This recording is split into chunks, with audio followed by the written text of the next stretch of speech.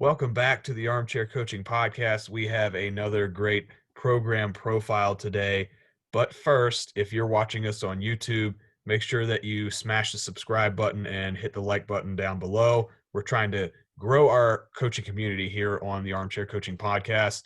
And you can listen to us in audio form on Spotify, Google Podcasts, Apple Podcasts, all those different podcast platforms. So today, grab your cowbell. We're going sailing with the pirate, and we're going to talk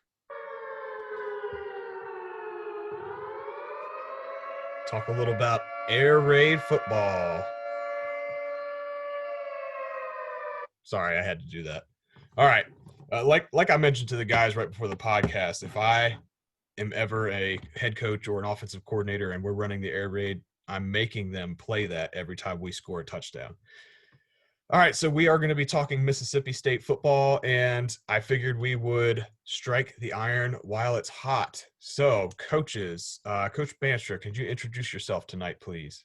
My name's Coach Nick Bandstra. I am the wide receivers coach and special teams coordinator at Fairborn High School, just outside Dayton in Fairborn, Ohio.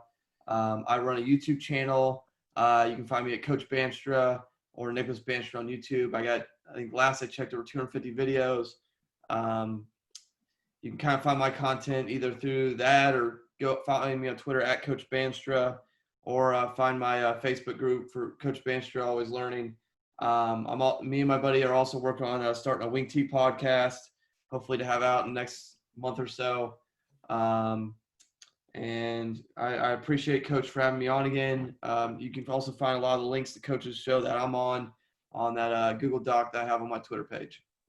Awesome, Coach. And Coach Steve. Thanks for having me back on. I'm Coach Steve. I'm the offensive line coach and run game coordinator at Addison Trail High School. It's a western suburb of Chicago. I have my own podcast on YouTube. I changed the YouTube name to The Sidelines with Coach Steve. The podcast is The Sideline Podcast with Coach Steve. Trying to catch up to these two guys on all their content, working hard. But talked to some great coaches they've been on, and so go check that out too while you check out all their stuff. And glad to be back on, and I couldn't miss talking about Mississippi State and the Pirate. Of course. Our resident spread coach, right? You can't miss the Pirate, Coach Leach. Now, it's weird because Coach Leach somehow makes it into pretty much every podcast that we do together. Even when we're talking Navy or Army, it's always Coach Leach somehow.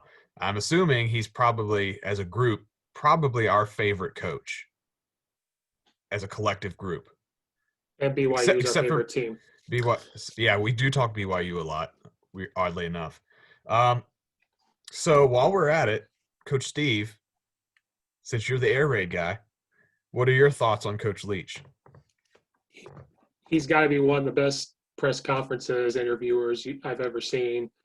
I think he's a genius. I think he's an underlying genius, and there's so much going on in his brain. But from a football perspective, he cares about education, and that's why he's gone to like Texas Tech and Washington State, because he'll talk to them and say, do you care about education? He's a program builder. He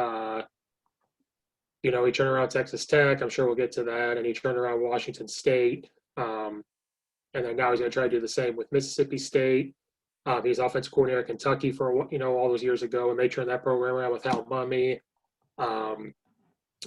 I think his story is very interesting, where he didn't play college football and all that. He wanted to be a lawyer, and all of a sudden he turned football coach. He's very tough, and he's a guy you'd want to have a beer with. I think you'd want to sit down, and I don't know if you'd finish the beer before he'd be done talking about something.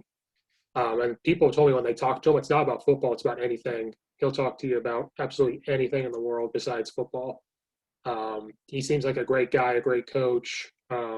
He keeps his staff pretty well, so I think people like him. So he's a program builder. I think Mississippi State's going to be just fine. I'm sure we'll get to that soon. Mm-hmm. And at his press conferences, I have to stop what I'm doing just to watch him. You can't miss him, especially this last one with the phone. I've never seen him with a smartphone. That was very interesting. They always say that the smartest people are always a little off, a little weird.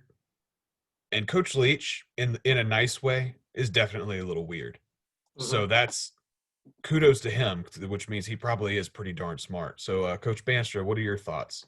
Oh, I love Coach Leach. Coach Leach is fantastic. I mean, yes, I mean, I think that everybody's go-to is the fact that he is probably one of the best press conferences in the country, if not the best. I mean, kind of depends on what you're looking for, but I mean, again, he's also. I mean, what a lot of people forget is he is a certified lawyer. I mean, like the man is highly educated. Like that's not a question. That's his IQ is extremely high. He is very educated, very smart. You also have to kind of admire how he kind of went up at the ranks. I mean, started at small little school in Iowa and just kind of moved up, came to OC at Kentucky, went to Oklahoma, Texas Tech, took a little time off, Washington State, now Mississippi State. So he's fantastic. I think he's smart, and I think he does a lot of good things. And I think he's had a good start at Mississippi State overall. Yeah. So I did bring up his on my phone just now. I brought up his coaching record from 2000 to 2009 while he was at Texas Tech. The least amount of wins that he had while he was there was 7 in his first 2 years. Every year after that, 9 wins, 8 wins, 8, 9, 8, 9, 11 in 2008, and then 8 again in 2009. When he was at Texas Tech, they were winning. Uh, and ever since he's been gone, they've struggled to reach 6 wins a year, and they haven't looked very good. So obviously he was a factor there. And then Washington State, like Coach Leach or Coach Steve said, uh, he's a program. He turns programs around. They were winning 3 games a year at Washington State, and he comes in. And it took a couple years. 2015, 9 wins. 2016, 8 wins. 2017, 9 wins. 2018, they had 11 wins, and they were 1 win away. They just couldn't beat Washington to make it to the Pac-12 championship game.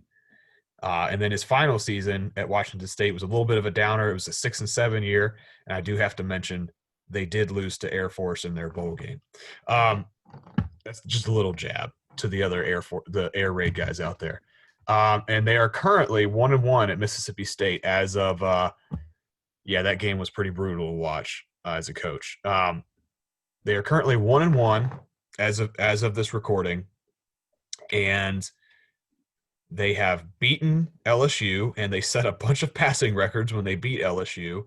And like Bandstra, you said it earlier before the podcast, a lot of people were saying, "Oh, this was a big upset." I don't necessarily see it as an upset. And you said that too. It's a lot of people don't remember Mississippi State and Ole Miss. They have got some talent. They're still SEC, and Mississippi State has rolled into LSU and beaten them before. So it's not unheard of. What's unheard of is how many points they scored and how many passing yards they put up. And then last week, after riding high versus LSU, they roll in at a home game versus Arkansas, who I'm not sure if the Arkansas episode's coming out before this one or not. We'll see. We were not very kind to Arkansas in our profile last week. We compared them to Vanderbilt as potentially being one of the worst teams in the SEC, and they held Mississippi State Air Raid to 14 points. They didn't look very good. So that's just a little bit of a background there. Now, the next question, I'm going to let Coach Bandstra lead into this one. What do you expect Coach Leach to bring from his time at Texas Tech and Washington State to Mississippi State? So what's he bringing from his past to his present?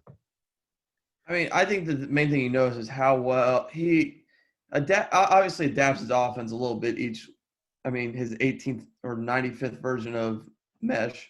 But I mean, I think the main thing you take away is how much better he gets at installing and teaching it from place to place. I mean, his offenses are always proficient and good. But I think he gets better and better at how quickly he can install it, how better he can recruit from place to place. The the other thing I think you kind of notice is he's learned how to – a lot of his offensive coaches have been with him pretty much through and through. He'll add a couple here or there that he loses. But he's gotten better and better at hiring defensive coaches over the time as well, and that's kind of noticeable. Like he had Grinch, who's now the DC at Oklahoma. I mean, he hired him at Wash State. I think that's kind of the things he brings with him, and I think that's kind of where he's evolved from those places and kind of made it better going into Mississippi State. So, Coach Steve, I mentioned the win totals that he had while he was at Texas Tech and Washington State. Do you think that he can, with his air raid and with his culture that he brings to each school, do you think that Mississippi State could reach that 8, 9, potentially 10 wins a year level? I think so because, way back when people heard the air raid offense, they thought it was this complex thing. And I remember when he got to Washington State, there was a news crew and they talked to the players and that's what they said. They're like, oh my gosh, this air raid guy's coming. It's so complicated. And it only takes 3 days to install it. And so people can say what they want, say it's not going to work. I think it is good. I mean, we'll talk about the Arkansas in a little bit, but I think this is the best starting team he's ever had. Now, they don't necessarily fit his system 100%, but he'll adapt the way he adapts. But he's in SEC country now. You can't tell me that wide receivers out there in that area aren't going to be like, I want to go there because he can get us the ball so many different ways rather than going to somewhere else that's going to run the ball a lot, unfortunately. So, no, what I mean by that is, like, don't go to a place that's going to run the pro style. If you're a wide receiver, you're going to get the ball at least 10 to 15 times a game. You're going to go play for Mike Leach instead of going somewhere else. And I thought of this. It could hurt Auburn recruiting. Like, if you're going to go to a place that's going to run the ball with these wide receivers, they may go to Mississippi State. And he's so personable that he can bring that to and recruit. And so I think he'll be just fine in building that up. He knows what he's doing. It is going to take time. Like, people think he's going to win every game this year, and he's not. It's going to take a couple years. But I think it's going to be faster here than it was at Washington State. But again, he does have a tougher schedule, so it's going to, whatever. But I think he'll do it quicker here. Yeah, it's an interesting thing because we talked about this when we talked Arkansas. When Coach Bielema left Arkansas, he had been there for a couple of years, and he was recruiting to play that hard-nosed, big offensive lineman, I formation type offense. And then Coach Morris comes in, and he's trying to run his up-tempo spread that he ran at Clemson and didn't have a lot of success at Arkansas. And we said part of it we think was he was playing with players that he did not recruit and did not necessarily fit that style of offense. Coach Leach is playing with kids at the moment that he did not recruit. But at least the first game, it was pretty successful. Second game, not so much, and we'll talk about that in a little bit later. Now, the past few coaches, specifically Dan Mullen, they had a pretty good amount of success at Mississippi State, especially when Dan Mullen was there. Especially that year they had Dak Prescott. You remember that year where it was Ole Miss and Mississippi State number 1 and 2 at middle of the season, and then they somehow dropped off. So on our script for today, I did put down – I couldn't find like the different the coaching records for each coach, but I did find their bowl games. Dan Mullen, while he was there from 2010 and 2016, he went to the Gator Bowl, Music City Bowl, Gator Bowl, Liberty Bowl, Orange Bowl, lost to Georgia Tech, by the way, the Belk Bowl, and the St. Petersburg Bowl. And then you had Joe Moorhead, who went to the Outback Bowl and the Music City Bowl. So they had comparatively in the past for Mississippi State, that was unprecedented success, especially at the bowl game level. Because if you look at their stats, bowl record, they have 13 wins, 10 losses. So it's not like they've been to a million bowl games. They have 0 national titles, and they have 1 conference title from 1941. So it's not like Mississippi State has been a powerhouse, right? So they had a little bit of success with Dan Mullen. Obviously, he left to go to Florida, and he seems at the moment to be having some success there, scoring a lot of points right now. So they've had success, especially with Dan Mullen, Dak Prescott, but they've never really seemed to reach and sustain elite levels at Mississippi State. Can Mike Leach help Mississippi State reach those elite levels, be competitive year in and year out with teams like Auburn, LSU, and Alabama? Do you guys think that's possible? I mean, you hope so, but I mean, I don't. Here's two things. One, he never stays anywhere long. That's just like overly long. Now, that's part of that's by choice. Part of that's by circumstance. Two, I don't. The SEC is just so weird if your name is not Nick Saban at this point, and I would hope so. I think he can because he shows he sustains it, but I don't know. Is he going to be there more than 5 years? Like, that's the question.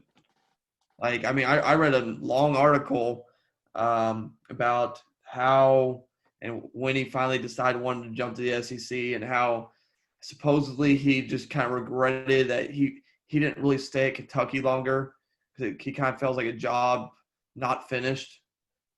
Like, had they stayed in there 2 or 3 years, that would have been – it would have turned out differently. I honestly don't know the answer to that question. I mean, I know all the air raid guys will say yes, but I don't know.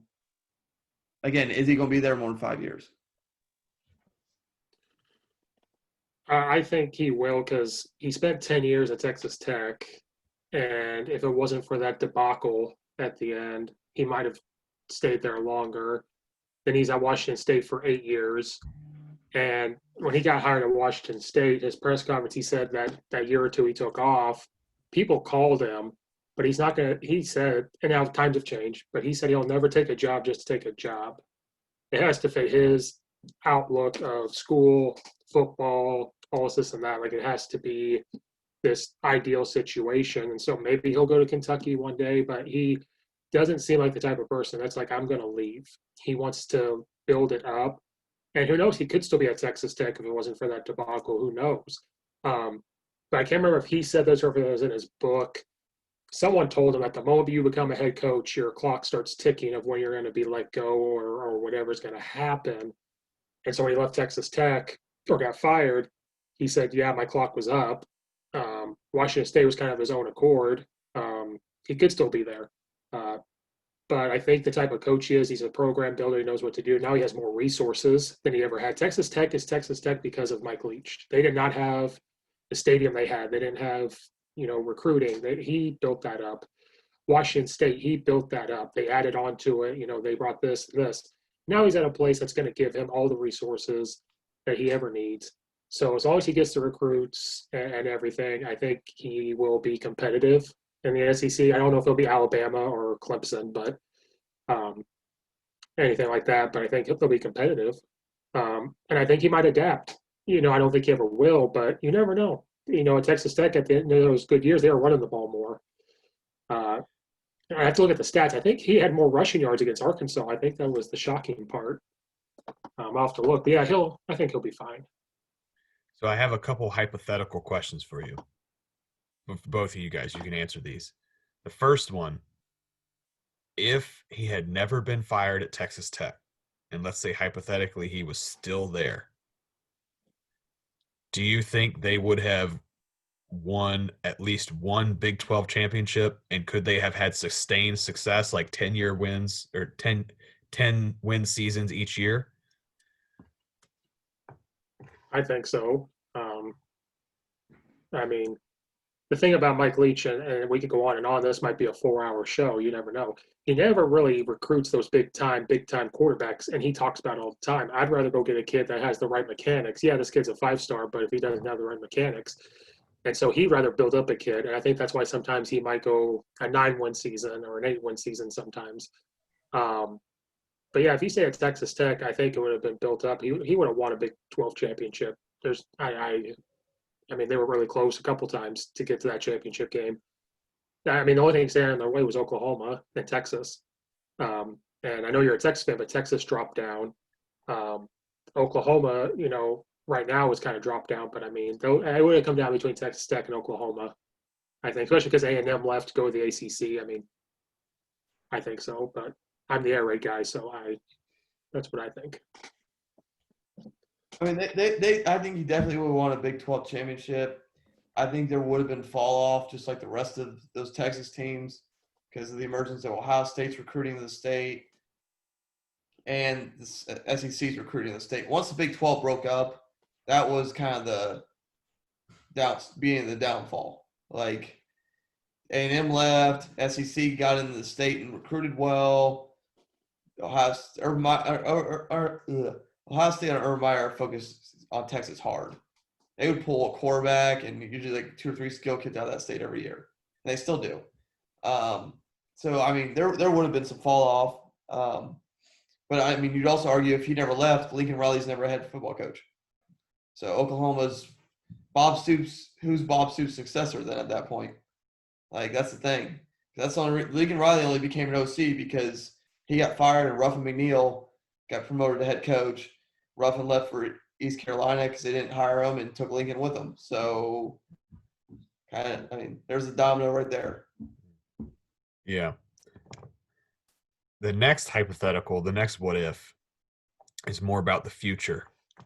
Let's say in the next few years, the Kentucky job opens up. Does he jump ship or does he stay?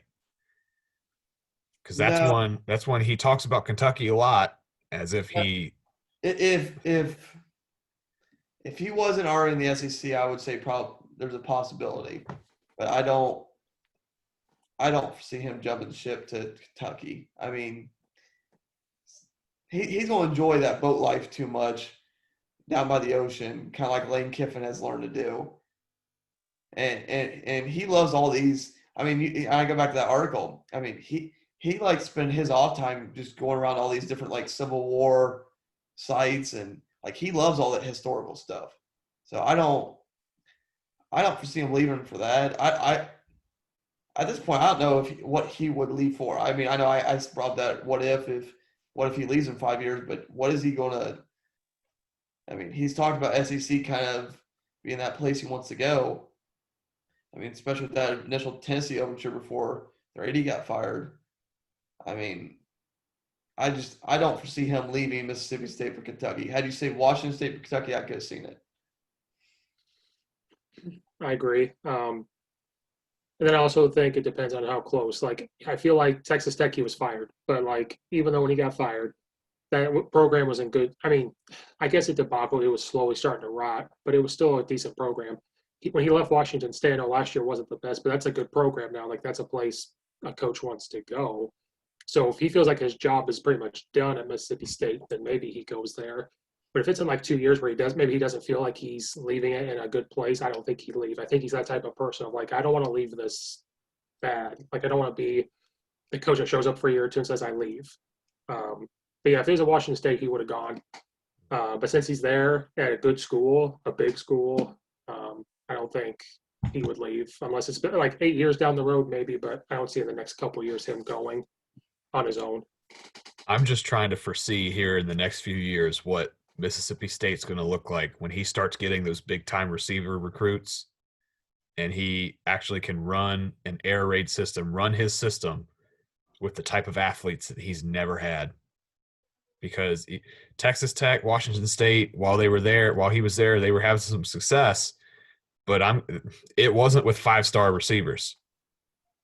The only time he got those 5 stars was Michael Crabtree and stuff, and they were 11-2. So when he gets them and develops Graham Harrell after 3 years, I mean, they were pretty good. Yeah. So, and he'll probably, and I'm assuming the quarterback that's there, he's a grad transfer, so he won't be there next year, right? Except for the COVID thing. I don't know how all that's working. No, but he'll have another grad transfer. That's been his MO the past couple of years. Yeah. He's using these anonymous grad transfers that nobody's heard of and turns them into rock stars, i.e. Gardner Minshew, who couldn't start at his prior college, and turns him to be the wonder kid who's now the Jacksonville Jaguars quarterback. So the next question, Mississippi State under Dan Mullen and Joe Moorhead, they were running what I would term as the power spread. It's definitely the Urban Meyer style spread offense, run the quarterback, big, tall, bulky quarterbacks that can handle getting hit, like Dak Prescott. I can't remember the latest quarterback that Mississippi State had that was a big time runner. He was good though. He didn't make it to the league. So they were power spread. Do you guys think, and I will say, I think, except for a few seasons here and there, I thought they saw a pretty good amount of success with the power spread, especially under Dan Mullen. Will the Bulldogs see even more success in Coach Leach's air raid? And then the second part of that question, what would you consider success for Mississippi State? Coach Bandstra, you can go first. I mean I don't know enough about Mississippi State's history to answer that second part. I mean, my guess is with hire Mike Leach, you want to be 10 plus wins a year. That'd be my guess. But historically, I don't think they've had that success. So, I mean, if you're talking 9-10 wins a year, that's success. If your goal is to beat Nick Saban, then that's a little different success. I mean, every school's a little different. Like, my alma mater, their goal is a bowl game every year. So, I mean, everybody's a little different. I mean, that's Vanderbilt's goals right now. So, I mean, obviously you keep raising the bar, but I think these first couple of years it's win probably 8-9 games, be bowl eligible, compete. Year 3 is probably when you start winning 10-plus games. And I mean, by that point, he's got all his recruits in. What was the first part of the question again? Will they see more success in the air raid than they did under power spread? It depends on if he gets the recruits he wants, yeah, or it'll at least be equal. I mean, but again, you gotta let it goes back to our God, what's his face that was at Arkansas? You need to give him more 2 years. I mean, yeah, he's got better talent here probably than he's ever started with, than he did at Texas Tech, and by far more than Texas Tech, but more than he got when at Washington State. But if you give him time to recruit the Southeast, I mean, I think they could be very successful. I mean, hell, he threw for 600 yards in his first game as head coach at Mississippi State. So, yeah. So just as a little background here, I'll go back to 2012 and read off the win-loss record. So 2012, 8-5, 2013, 7-6, 2014, that was the year with Dak Prescott. They went 10-3 and lost to Georgia Tech in the bowl game. They lost to the triple option. 2015, 9-4, 2016, 6-7, 2017, 9-4, 2018, 8-5, 2019, 6-7. But if I go back farther, before 2012, the most wins they saw was in 2010. They won 9 games. And then you go back like 20 years and it's 3 wins a year, 4 wins a year, 5 wins a year. They were lucky to make it to a bowl game. And unfortunately, they tend to have a losing record all time. So to me, realistically speaking, success at Mississippi State really should be at least 8 wins a year. That would be a successful year, especially in the SEC West. I mean, look at their competition. Alabama, Auburn, LSU, Arkansas might get better in the future, Texas A&M. So it's not like they're playing cupcake schedules, especially this year. They're playing an all SEC schedule. So success for me would be at least 8 wins a year. Think about like a Virginia Tech. They would win 8 to 10 wins a year for like 20 years. And that was a successful year for them, right? They never won a national title, but they were a successful team.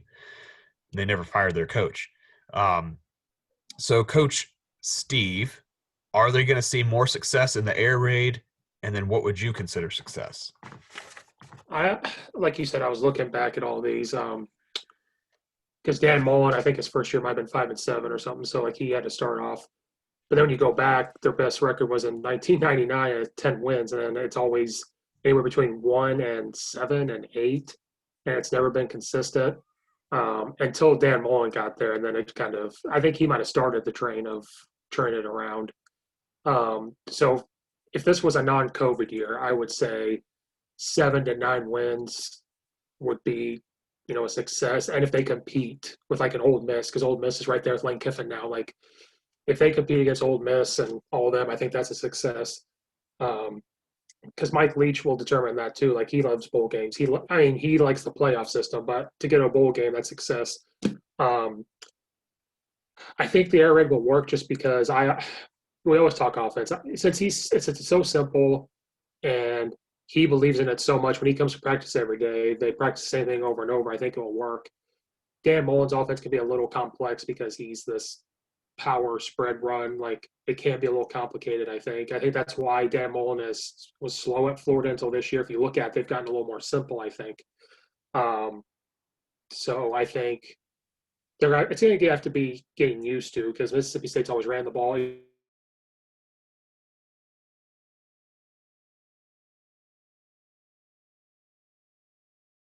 With Arkansas, and that wasn't necessarily the case. They can catch up all they want. Just watching some of Mike Leach's air raid concepts, he's already changed a couple. Like he's already added tags I haven't seen yet. Like one, he ran mesh, and he had a guy run up the middle, then run a dig route right underneath of it. Like he doesn't normally do that, but that's what he saw, so that's what he did. So I think it's going to work. You may see them run the ball more too. Maybe he's not going to call it, but the quarterback's going to call it. Against Arkansas, Mississippi State had 87 yards rushing, and Arkansas had 63. So who has ever heard of a Mike Leach team out rushing the other team? They may adapt a little bit. So I think he'll be fine. He'll be fine. Mm-hmm. So the next question, we'll talk about that Arkansas game a little bit. So the Arkansas defense held the Bulldog air raid offense to 14 points. If the rest of the SEC, that's blasphemy calling them the ACC, the rest of the SEC mirrors what Arkansas did on defense, can Coach Leach be a little bit more flexible in his play calling, maybe have more of a run game? Because from what I saw and what the analysts were talking about was Arkansas was dropping 8 and only rushing 3. And it seemed that from untrained eyes, because I like watching the air raid, but I'm not an expert in any way. It seems that, to me, 87 rushing yards, they should have had more, because I would have called the run more. If they were only rushing 3 and dropping 8, that's a pretty light box. I would run the ball more, but that's just me. It kind of almost seems like when you talk to people on Twitter, they're like, well, how many times can Coach Leach run mesh? How many times can he run stick?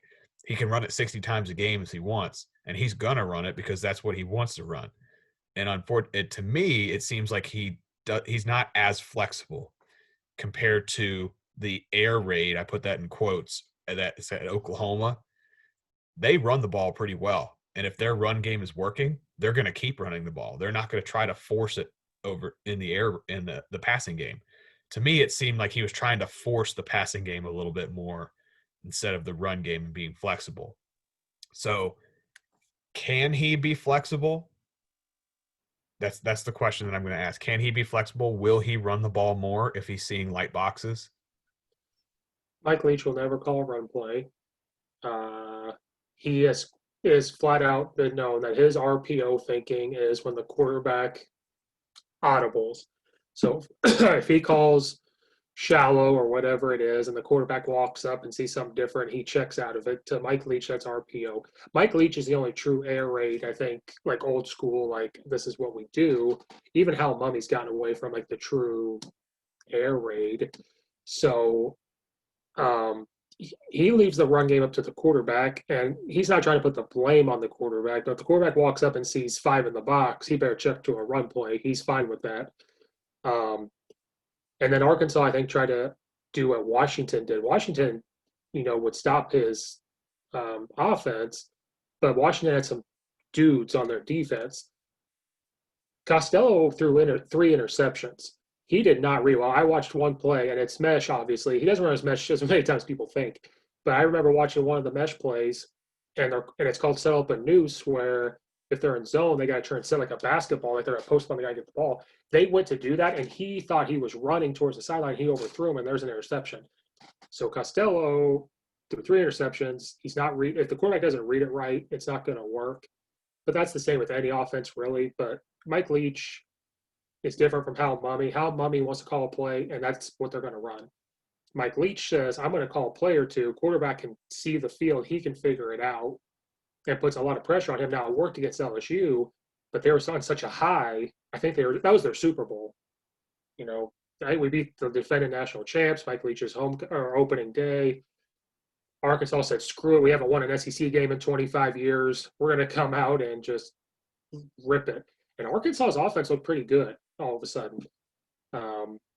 So I don't know if I answered your question, but that's kind of what I wanted. I was thinking that.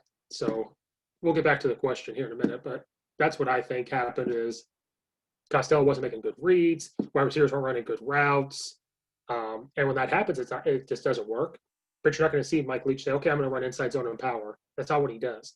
He believes in just repetition. If it's not working, that means we didn't work hard enough in practice. That's what he thinks. Or we're not doing this right. We're not doing this right. That's his thinking, which is a good way of thinking. I mean, that's a good offensive coach to not panic and say, let's go to this.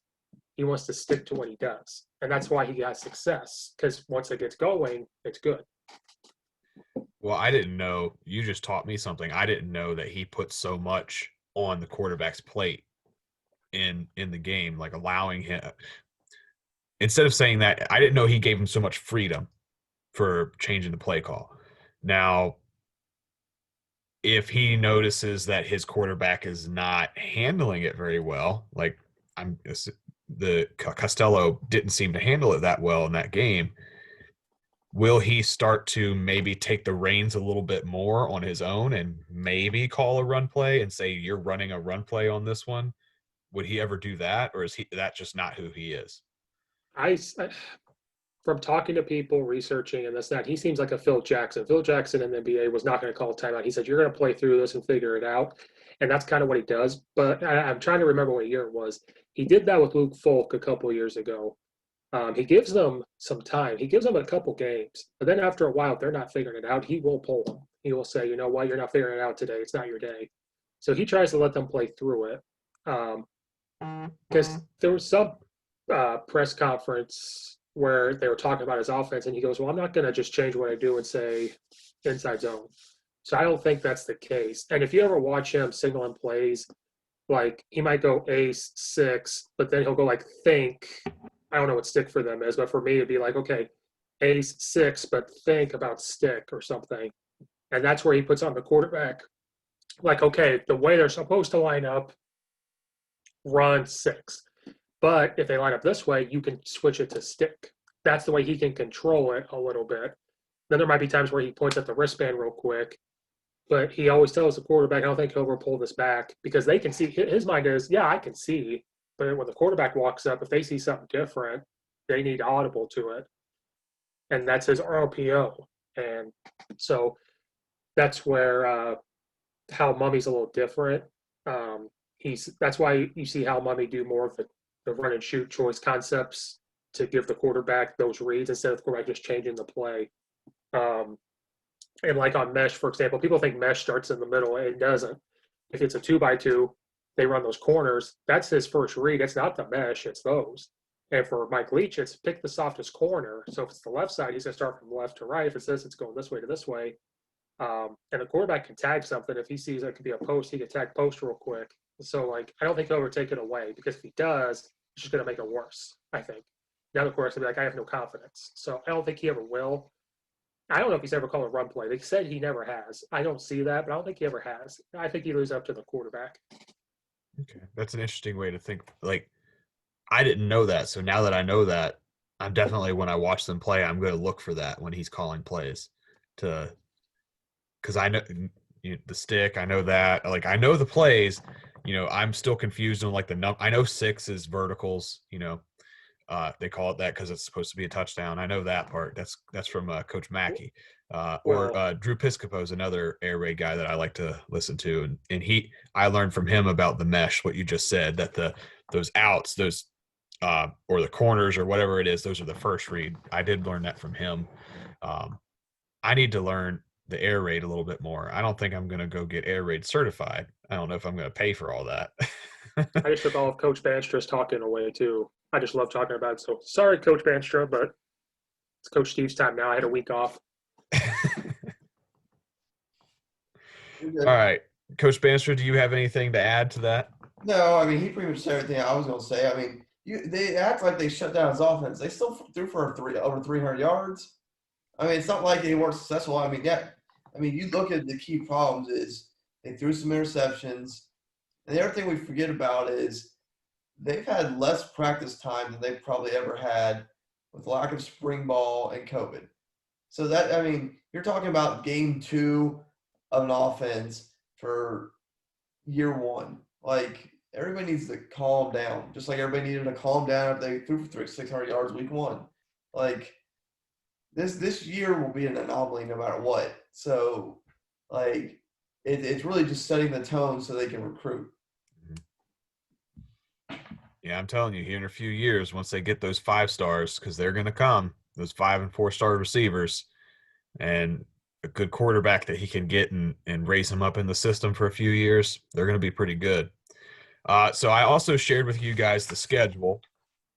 I'm not going to bring it up on the screen again, but we're going to look at the schedule. The question that we're looking at is, what do we think Mississippi State's ceiling and floor is for the 2020 season? So how many wins could they possibly get, and how bad could they possibly be? So we know their first game versus LSU, they won 44-34.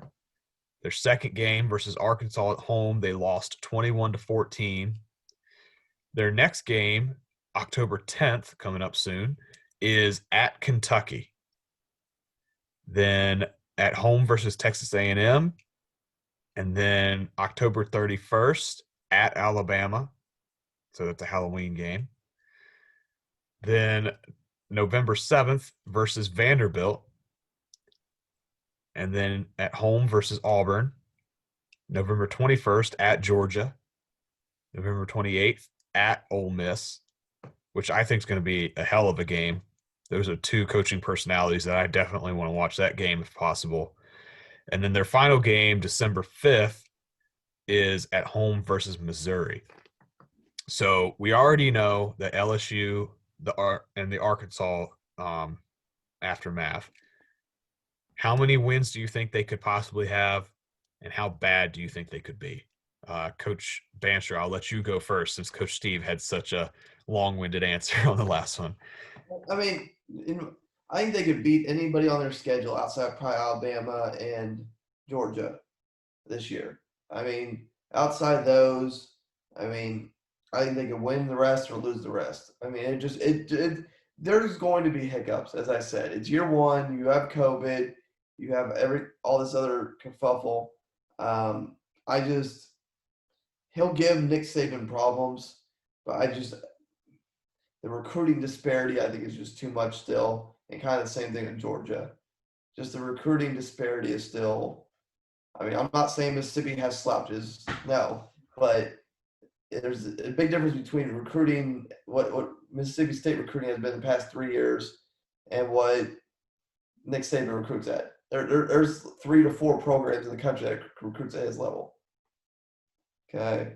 But other than that, I mean, all those games are winnable. And the game that stands out is this week. I mean, that's all over ESPN.com right now. I was just, as I was clicking to this, like, he returns to Kentucky. Like, and there's a big article, Basketball and Grass, the origin of Mike Leach air raid offense. Okay. And paragraph 2 talks about his time at Kentucky. Like, and then, like you said, the Ole Miss game between him and Kiffin will just be fantastic. That press conference would be great. I mean, Kiffin got Nick Saban a laugh today for comments he made. I don't think I've ever seen Nick Saban generally laugh during a press conference, ever. So, and that's because he said he could out play him at receiver. But Nick Saban was playing DB. Like, it's just dumb stuff like that. So, I mean, my guess is, I mean, they may lose 2 more. I mean, the Auburn game will be difficult as well, but the main ones that stand out are the Alabama and Georgia games. Coach Steve? I agree. I don't see them beating Alabama. And then Georgia, if their defense continues the way it is, I don't see him beating them. And again, it all comes down to COVID and practice. I think they could beat Kentucky, but it scares me about Kentucky is the rush game. But, we were talking about offense, and so I don't know if it might be a barn burner. It might be Kentucky scoring a lot, and it might be Mississippi State scoring a lot. A&M, it gets a toss-up. A&M looked okay the first quarter of the Alabama game. Their offense looked pretty good. And then Alabama said, "Oh, we're Alabama," and kind of woke up. So I could see them being Kentucky. Texas A&M to me is a toss-up. They lose to Alabama. I think they torch Vanderbilt. If Auburn keeps going down the way they are, I could see them beating Auburn. When he was at Washington State his second year, they lost to Auburn by a touchdown, if not less. When he had Connor Holiday as their quarterback, and they were still figuring out his offense. So they could beat Auburn. Georgia, I don't see them beating. And then Ole Miss will be interesting because Mike Leach's offense will be rolling at that time. They'll figure it out. Lane Kiffin's team's going to be figuring it out. So that's going to be an interesting one. And then I think they beat Missouri. Missouri doesn't look good. And I'm going to be blunt. They need to go back to the Big 12. They need to get out of there and go to the Big 12 or the Big 10, one of the two. They need to get out. And I think A&M needs to be kicked out too. They need to go back to the Big 12. They need to get out of there. But I only see them losing 2 more, maybe 3, but the rest I could see them winning. Mm-hmm. So I think if I'm going to go down the schedule at Kentucky, the Kentucky Ole Miss game last week was another barn burner. So that those offenses will be humming. I think it's just going to come down to who's got the better horses, and I think right now Mississippi State does. Although Kentucky's offensive line, they're pretty beastly looking, and they're pretty good. I think Mississippi State beats Kentucky. I also think that Texas A&M is probably not as good as people think they were. I mean, yeah, they looked okay versus Alabama in that first quarter, but it kind of depends on how well Kellen Mond is playing, and he didn't seem to have a whole lot of support at receiver or running back. I think Mississippi State beats Texas A&M. Yeah, they're going to lose to Alabama. No offense. It's just Alabama. It depends on, is it going to be a close game, or is it going to be a game where Alabama's like, look, we don't want them to throw for 500 yards, so we're going to run the ball down their throat and slow the game down and only give them a couple possessions? Or is it going to be like where Alabama's like, we're going to show you how to throw the ball and use their 5-star receivers to score lots of points, because they can do all of those while using a quarterback who ran the wing T in high school. Get you some of that. So they're going to lose to Alabama. I think they beat Vanderbilt, although I feel like Vanderbilt is going to be that game that, unfortunately, Mike Leach has a tendency to lose a game or two that he shouldn't lose every year. He already lost to Arkansas, shouldn't have lost that game, but that one might be a toss-up, but I think they beat Vanderbilt. You mentioned Auburn. I watched that Auburn-Georgia game. That Auburn offensive line looked atrocious. I don't know if they can fix that quickly enough. I think if Mississippi State was smart, they're going to bring a lot of pressure against Bo Nix on defense. I think they pull off the upset versus Auburn. I put that in quotes because I don't think it's necessarily an upset. Georgia, sorry, Georgia just looked too good, and that Stetson Bennett kid, even though he looks like, compared to everybody else on the field, he looks really tiny, even though he's taller than I am. That kid's got some spunk. I think they lose to Georgia. Ole Miss, that's going to be a tough one.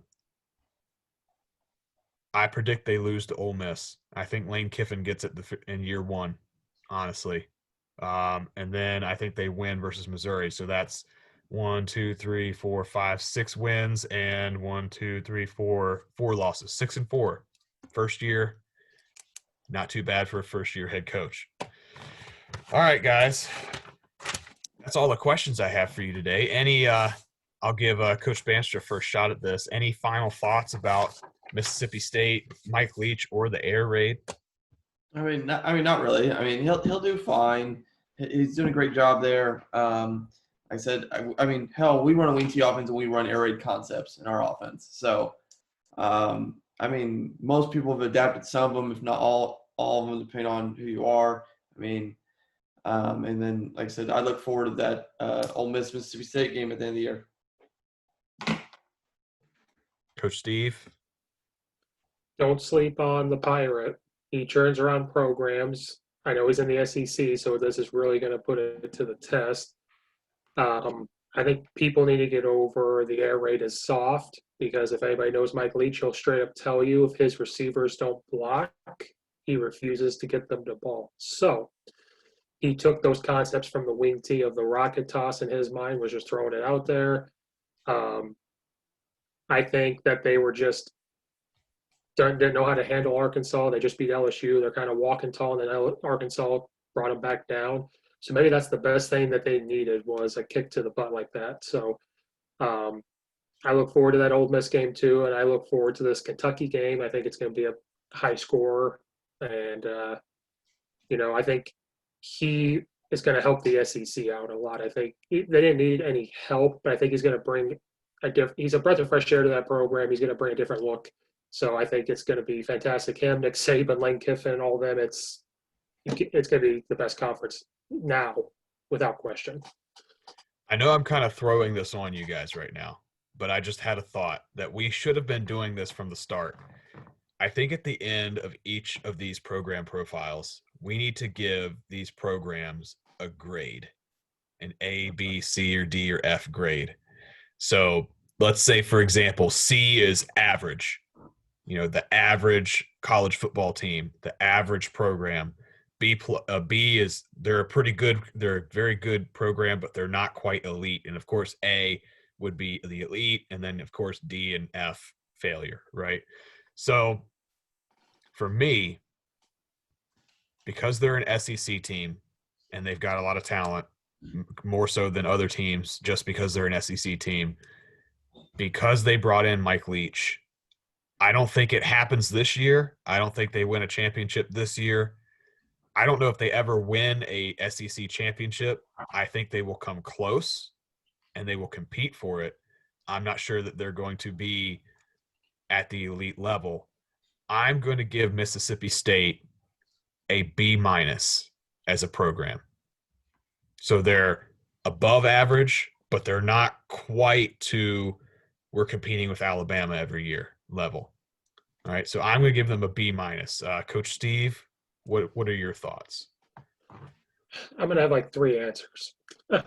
Before Dan Mullen, I'd give them a C, because they were that average team, just an average Joe team. Then Dan Mullen kind of got there and brought it up to that B-. Mike Leach there, I think they're still going to be that. Well, the game last week, I'm going to give them a D or an F. But I think he'll bring them to that B level. I don't know if he'll ever get to the Alabama level of that. So I say as an overall, they've been a C or so. But when Dan Mullen got there, now Mike Leach is there, it's going to be that B-. So I agree with a grade like that.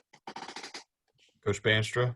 I mean, to me, right now it's a B-. I think by the time he's done, it'll be a B+ or A- program. All right. Well, thank you guys for joining us. And this has been the Armchair Coaching Podcast. And this is Coach Sheffer signing out.